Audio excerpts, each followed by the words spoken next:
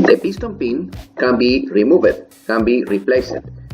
Normally, when you replace the pistons for a new piston, it's simple.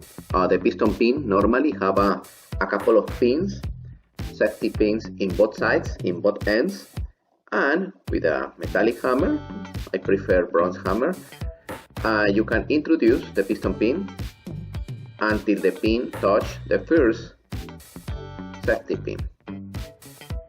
In the other side, we are going to install with the appropriate tool the pin in order to avoid that the piston pin move it.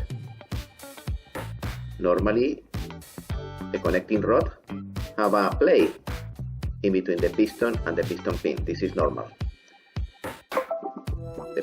The pin enter the retainer, enter into the groove, and right now the piston is ready to be installed.